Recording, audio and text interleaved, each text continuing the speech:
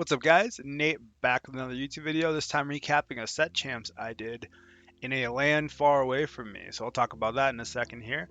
Spoiler alert, we did end up finally getting a Jafar. Another five? Are you kidding me?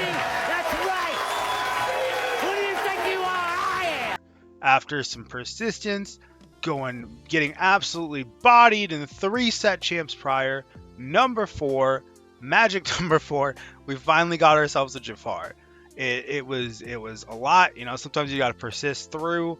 Things do not always go as intended. And last set I was doing great, and then obviously you guys saw in the set champs recap that I just did last video, not so great. This has not been my format, but I was able to squeak in 3-1 with the deck I'll go over in a second here. So we ended up playing a set champs in Wichita, Kansas, which is actually quite far away from us, about 8 hours. We just were visiting family for the weekend, and we didn't know for sure that we were going to end up playing some Lorcana, but we did. So the deck that I have here, that I'm quoting the Wichita Wrangler, I actually went 3-1 with in a 4-round 16-person set champs. Overall, our experience is very, very fun. Meeting some new people, that's one of the coolest things about traveling and playing card games, is you just never know where you're going to end up making friends, because it's really cool when you come together with a common interest.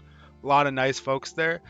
Really interesting place we were at. It was actually like a barcade situation that had a TCG space in the back, which I thought was very interesting. So you could have drinks while you set champs it up. Wait, I actually did have one opponent who, interestingly enough, was a bit inebriated in round 3, which I thought was pretty fun and kind of interesting. Didn't end up drinking myself, just not the time for us personally, and then, you know, driving and all that stuff. But to get into the deck and the games that I had, we have what I'm coining the Wichita Wrangler here, which is going to be this red-purple deck. If you know anything about me, the red-purple is my baby. Love this deck. Hard to switch off of it. I just love weird mid-range stuff where you get to blow things up and draw cards and just like control the game. You know, that's just always been my playstyle in any TCG I've ever played.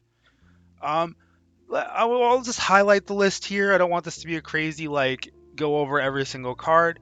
Interesting choices here. Cusco, which I like a lot for various other control decks like red purple mirror matches, and then red blue decks. So Cusco, very strong at just like being comfortable with the quest a lot, and then hold things like Crab's and Moana's ability to strengthen up and like kind of juice it up to hit other things like against aggressive decks, which is very nice from that card. Ursula, pretty standard right about now. Moana, I was gonna switch this to Iago, but I ended up just stuck with the Moanas, and she's been pretty impressive when I get to play her or use her. But I think that we live in a more of a better time for Iago if I had to switch something in this deck. Other highlights, I do love Hades. This is one of my favorite cards in the whole deck. Just drawing lots of good cards. Sometimes he's a little slow, to be honest. Maybe could see, instead of playing one of this, playing 2 of this Ursula Sea Witch Queen. She does tend to do work. The best thing that she does is exert other characters so you can hit them with Maui Shark. That's kind of like a very big noteworthy thing here. And then stopping your opponent from singing songs makes them less efficient. That's pretty basic version of what this deck is. I've done deck techs on this deck before. It's like I said, it's my baby. This is red purple. Can't go wrong with it, right? So now I'll go over some of the matchups in a second here. So round 1, I'm paired against a blue-red shark deck.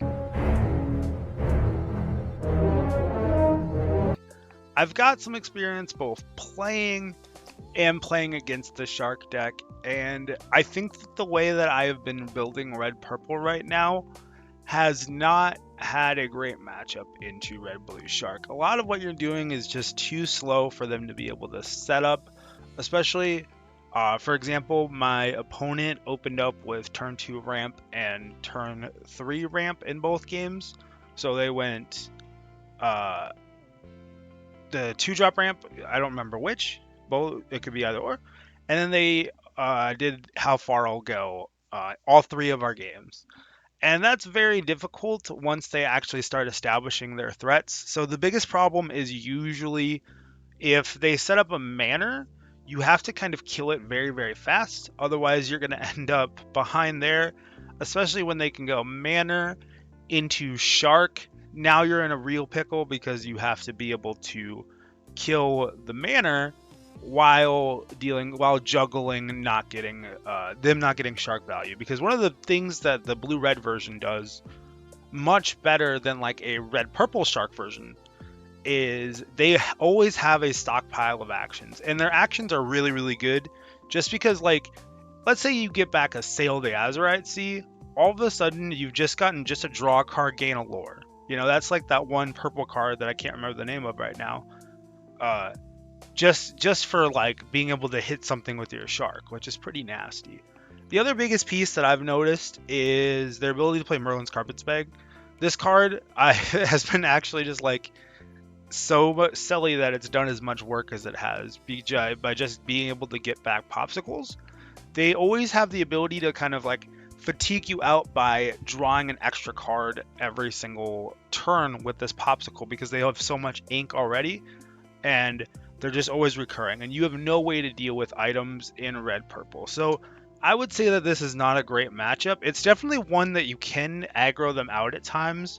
So game two, when I was on the play, because I did lose the die roll in this game, I was able to use libraries and just all my various ones and two drops just to be able to quest out, just to the point where like my opponent got a little bit unlucky with their draw, and then I was able to run them over.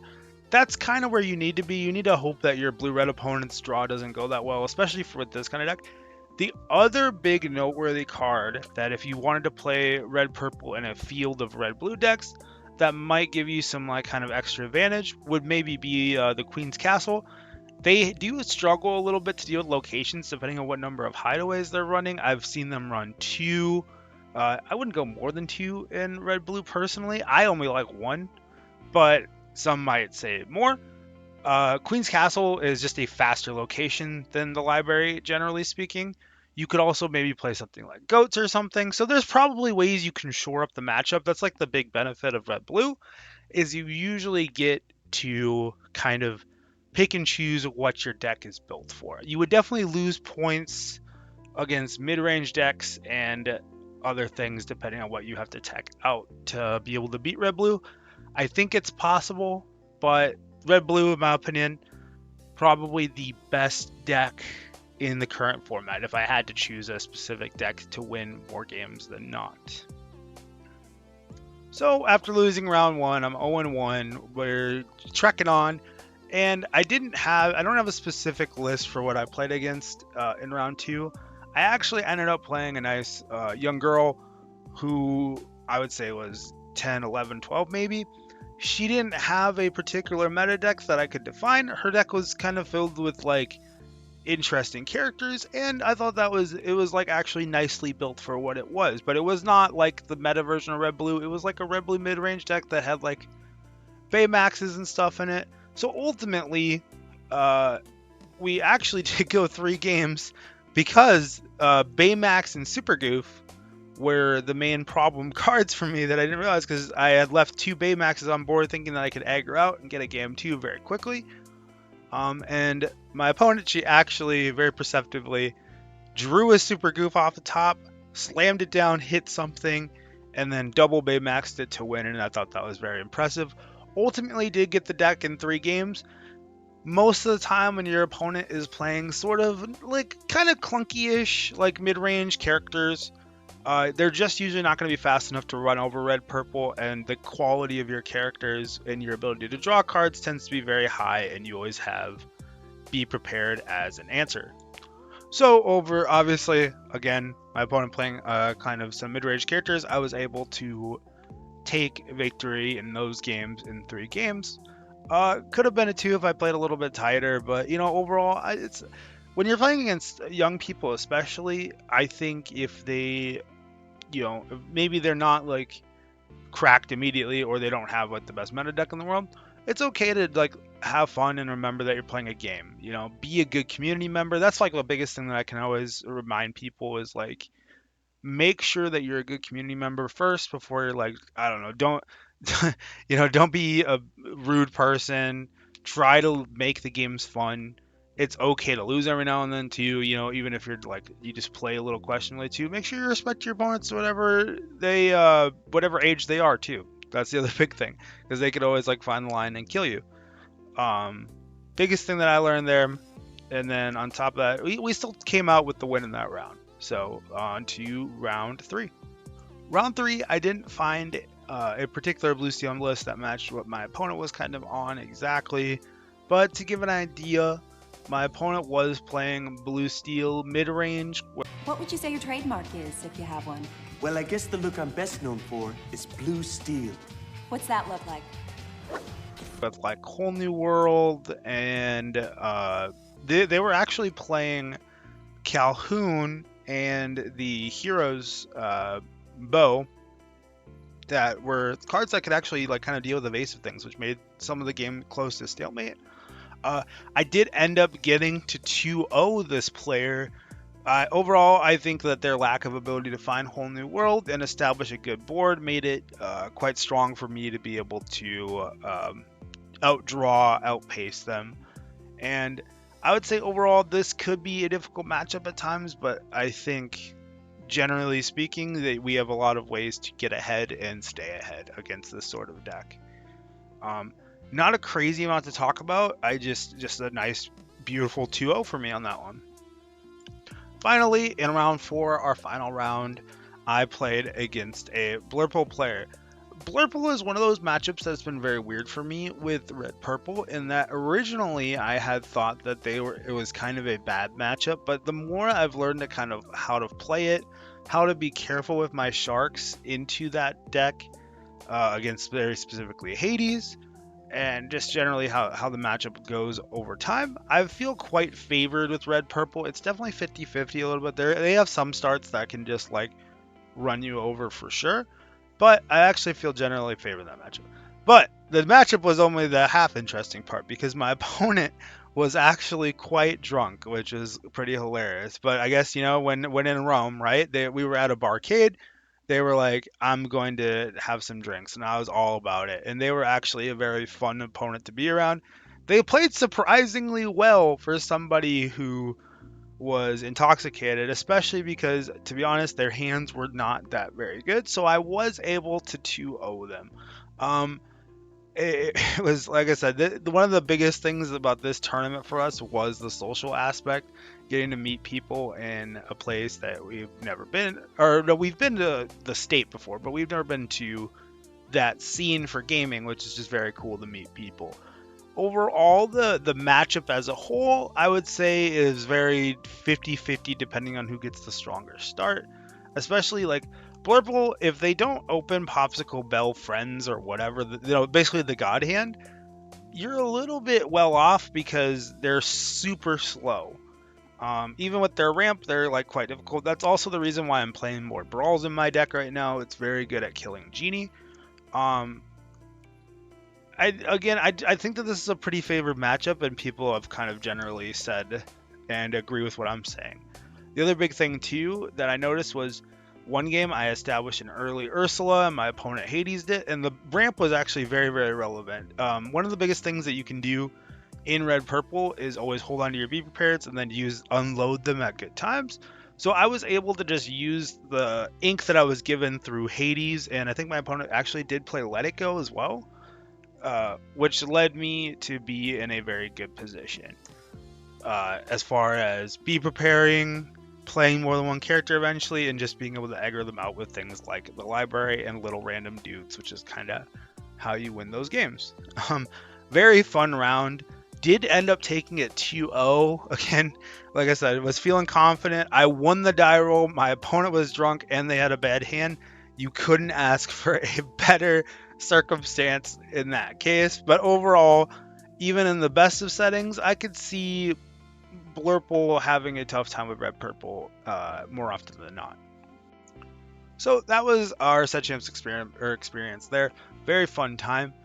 Did end up bubbling out of the top 4, so I wasn't able to play for the mat. I bubbled into 5th place. Just not good enough tiebreakers for me, which does happen. Definitely a part of the game, something that I get used to a little bit. It stings sometimes, but it was actually ideal because we were trying to get home a little earlier, and the set champs did start at 5 p.m., like you would at a bar, right? So that was kind of very interesting. But overall, very fun experience.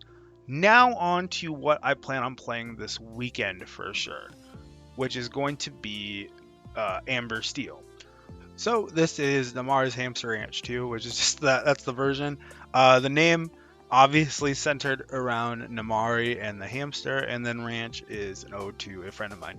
But this is Steel Song, mainly focused with Namari. That's a card that I've been testing out on the Forbidden Online client that we're not allowed to talk about. Uh, and I've been extraordinarily impressed with this card. The ability to filter out dead whole new worlds and be able to like tag locations like no problem, like no one's business. This card lifts.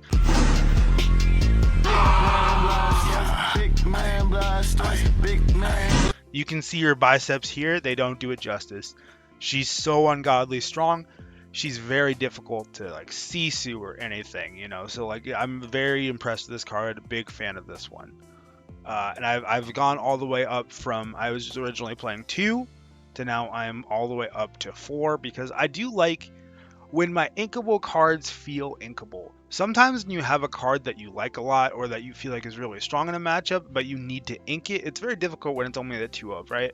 Because you're like, all right, I don't know that I'm going to be able to keep this or not, or if I need this right now, but I really need the ink. So playing your inkables and 4 ofs feels pretty good.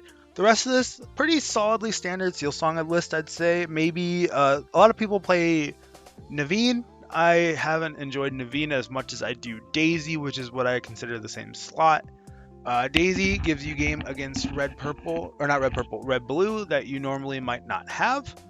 And Naveen, he does feel a little clunky and awkward sometimes for me personally. He is explosive and strong sometimes, but I've always felt like he's just a little slow and he never does the thing I want him to do.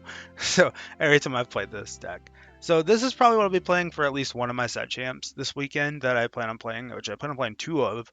So hopefully we end up doing well with this. Obviously, I will recap this next week. If you have any questions on it, obviously leave them in the comments below, right? So that's that for this quick set champs recap. Not as big and extensive as the last one I did. I'll definitely have another one after this upcoming weekend where I am going to play probably 2 set champs in my area and then see if we can get some more Jafars. Maybe we can pull out a mat and that would be pretty nice, but we'll see what we can do. If you enjoyed this video, go ahead and like, comment, and subscribe. It is greatly appreciated. Otherwise, thank you and have a nice day.